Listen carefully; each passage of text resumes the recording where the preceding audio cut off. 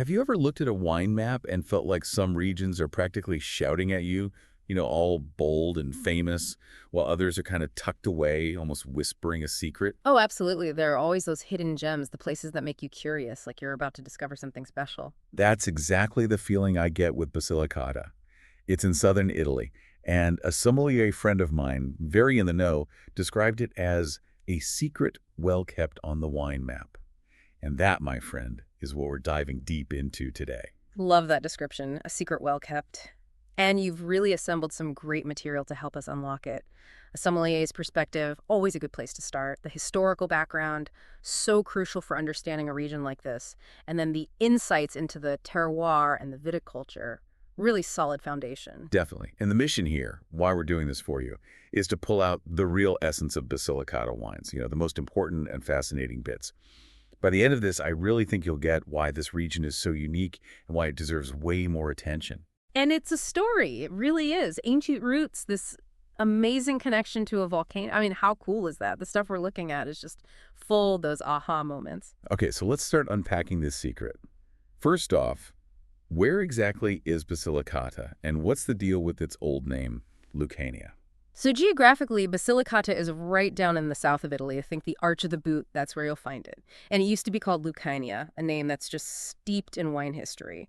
What really jumps out, and the sources make this super clear, is how much the landscape itself defines the wine. It's dominated by mountains, and right at the heart of it is Monte Vulture, this extinct volcano. And that's not just for scenery, it's key to understanding the whole wine scene there. Montevulture, yeah, we'll definitely be getting into that volcano thing. But you said the landscape shapes the wine. How so? Well, you've got this rugged, mountainous terrain, right? But it also sits between two seas, the Tyrrhenian and the Ionian. That creates this crazy patchwork of microclimates. And that's huge because it means a lot of different grapes can grow well there, which adds to the complexity of the wines. It's not a one-trick pony kind of region. Gotcha. So we're not talking about one big uniform vineyard. Yeah. And historically, it sounds like things have been pretty layered, too. Oh, for sure. The sources really emphasize the Greek influence way back when it was part of Magna Graecia. They brought viticulture with them, their grapes, their techniques, laid the foundation, thousands of years ago. It's deep. So we're talking millennia of winemaking tradition. Exactly. And then the Romans came along, recognized the potential of Lucanian wines, and kept things going. And even in the Middle Ages, which could be tough for some agricultural traditions, winemaking in Basilicata persisted. Monasteries played a big role, and also local families really kept that knowledge alive. Wow, so it kind of quietly persevered, this winemaking thread running through the centuries. Yeah, that's a great way to put it.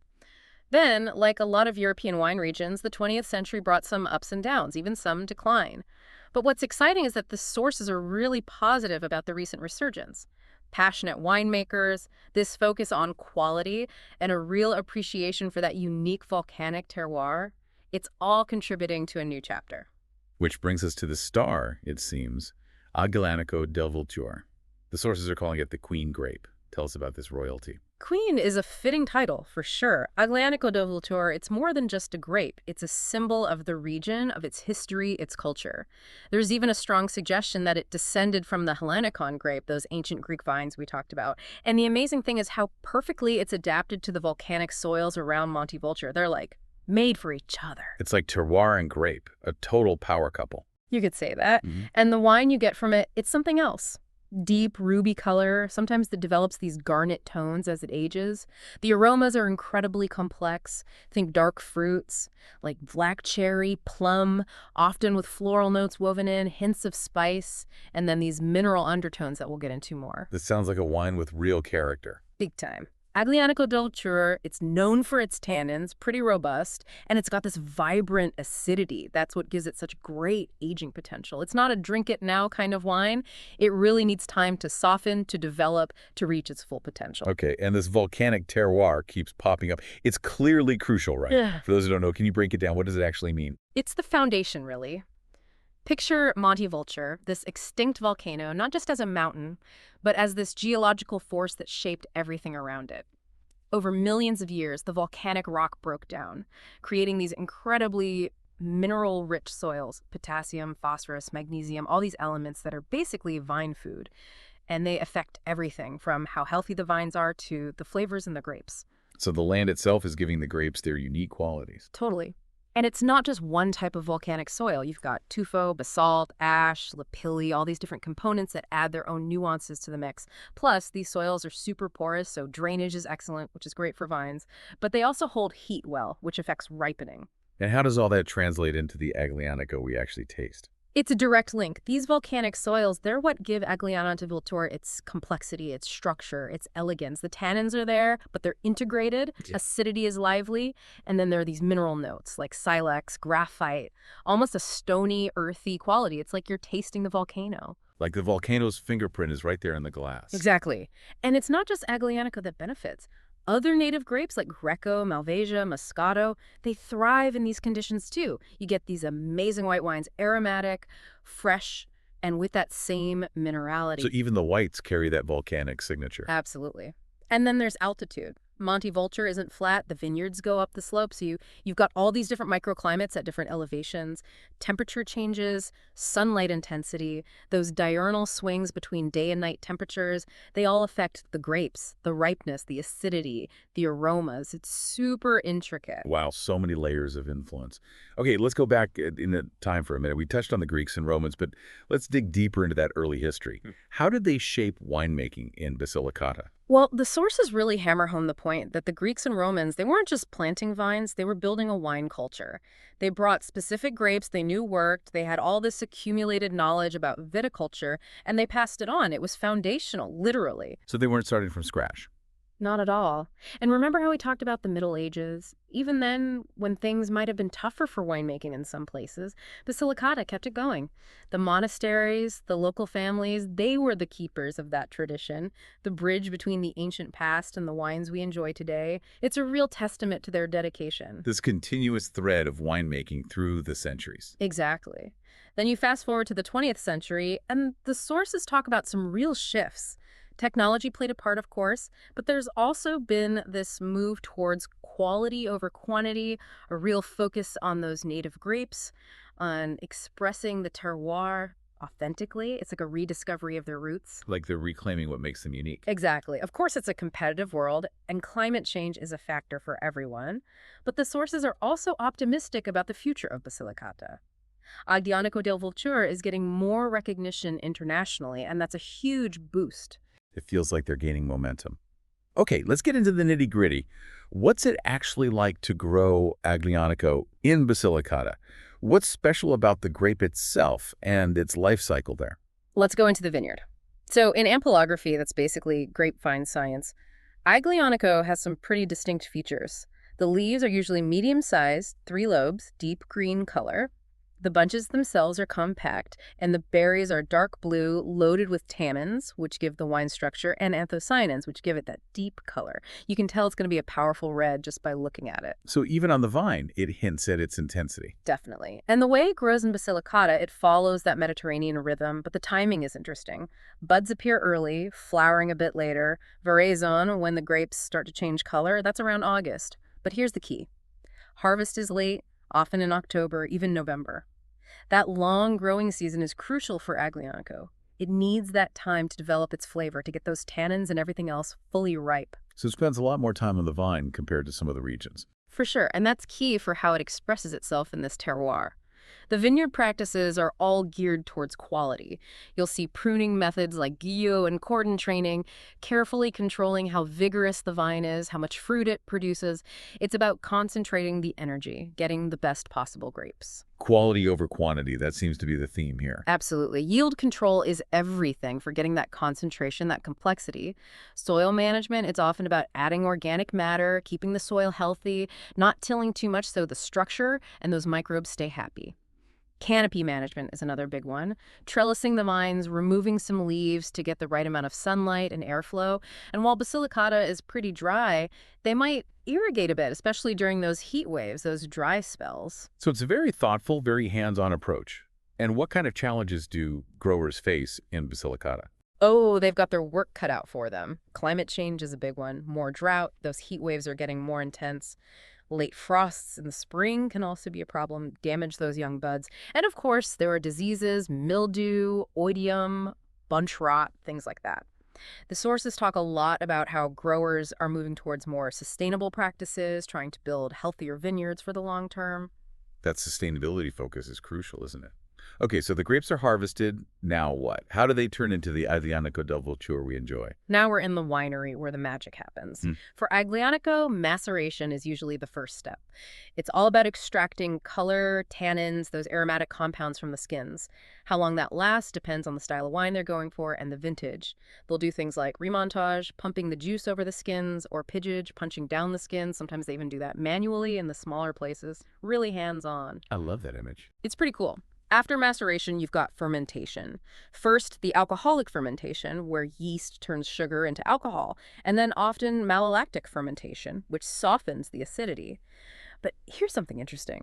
Some winemakers in Basilicata choose not to do malolactic fermentation with their Aglianico. They want to keep that acidity high, vibrant. It's a stylistic choice, changes the character of the wine. So even within Aglianico del Vulture, you have different expressions. Totally. And then there's aging, super important for Aglianico. It helps smooth out those tannins, lets the flavors develop, become more complex. They use all sorts of vessels: French oak, Slavonian oak, new oak, used oak, big casks, sometimes even stainless steel. And that choice makes a huge difference. Oak gives you vanilla, spice, toast; stainless steel keeps the fruit purer. And then often there's bottle aging before release where everything harmonizes, those tertiary aromas develop, leather, tobacco, balsamic notes. It's a long game. A real labor of love. And who's the mastermind behind all these decisions? The enologist, the winemaker, they're the ones calling the shots. They have to understand the terroir, the grape, how all those choices from maceration to aging will affect the final wine. They're the ones who capture the essence of Basilicata in a bottle. They translate the land into wine. Now, we've talked a lot about Aglianico del Vulture, but are there other noteworthy wines in Basilicata that we should be aware of? Definitely. Aglianico is the king, no question, but there are other indigenous grapes that deserve some love. Around Matera, you've got Greco, makes these aromatic, super fresh white wines, white fruit notes, those Mediterranean herbs. And then Malvasia Bianca di Basilicata, another white, also aromatic, elegant, floral, fruity. And both of them, because of those volcanic soils, they often have this nice minerality that connects them to the region. So there's some white wine action for those who are curious. Absolutely. The sources also mention some international varieties: Chardonnay, Merlot, Cabernet Sauvignon, sometimes blended in. It's a mix of the traditional and the modern. A blend of local character and global influence. Okay, let's talk food pairings. Aglianico del Vulture, with all that structure and intensity, it sounds like it would go great with some hearty cuisine. What are some classic Basilicata dishes that really sing with this wine? Oh, they're a match made in heaven. Aglianico del Vulture, with its structure, acidity, tannins, it cuts through the richness of traditional Basilicata dishes. You've got Lagani e Ceci, a hearty pasta with chickpeas, garlic, olive oil. A younger, fruitier Aglianico with its red fruit and earthiness goes perfectly with that. Rustic flavors meet their match. Totally. Then there's pezzente con patate, a flavorful pork sausage with potatoes. For that, you want a more aged Aglianico where those leather, tobacco, spice notes come out, really complement the sausage. Perfect pairing. What about something lighter? For a cheese like cacio e ricotta, which is fresh and a bit salty, a younger Aglianico or even an Aglianico Rosado would be a good choice. And with heavier meat dishes like lamb, which is big in Basilicata, an oak-aged Aglianico has the intensity to stand up to it. Even for pork, a medium-bodied Aglianico with softer tannins and ripe fruit works beautifully. So it's surprisingly versatile when it comes to food. What about beyond the regional specialties? How does it fare with Italian cuisine in general, or even international food? It's a trooper. It loves rich meat sauces, creamy mushroom risotto, even those intense pizzas. And it goes beyond Italian. Grilled meats, Middle Eastern dishes, some Indian food, Brazilian barbecue, aged cheeses. It can handle it all. It sounds like that structure and acidity are its secret weapons. Absolutely. The structure cuts through richness, the acidity cleanses the palate. If you're experimenting with pairings, the sources have some good tips. Balance intensity and weight. Think about whether you want complementary or contrasting flavors. Don't forget acidity. Experiment. And pay attention to serving temperature and glassware. They make a difference. And when in doubt, go regional. Wines and foods that evolve together often just click. Great advice. Okay, big picture time. Where does Basilicata stand on the world wine stage right now? Is it getting the recognition it deserves? The sources are really encouraging Basilicata wines. They're getting noticed, both in Italy and internationally. That focus on quality, that unique volcanic terroir, especially for Aglianico del Vulture, people are starting to seek it out. So that unique character is shining through. It is. Wine critics are giving them good reviews, awards. That helps a lot. You see them popping up on wine lists and specialty shops. The sources even highlight some key producers who are really driving this success. Any names we should be on the lookout for? Definitely. Elena Fucci, her Titolo Aglianico del Vulture, that's an icon. Cantin del Notaio, they make Lateau and El Sigillo, fantastic wines. Paternoster, a historic estate, their Don Anselmo is legendary. Basilisco, their Loggia della Regina and Storico are great examples. And Crifalco della Lucania, their Gricos, another top quality wine. Those are all great starting points. Awesome. A good list for our listeners. And what else is helping Basilicata get on the map? Enotourism is huge. People are going there, seeing the landscapes, visiting the wineries, experiencing the food. It's creating a buzz. There's nothing like experiencing it firsthand. Looking ahead, what are the big challenges and opportunities for Basilicata? Well, there's competition, of course, from more established regions. Yeah. They need to increase production without sacrificing quality, and marketing is key, getting the word out. But the opportunities are exciting. The world is interested in terroir-driven wines in unique native grapes. That's right up Basilicata's alley.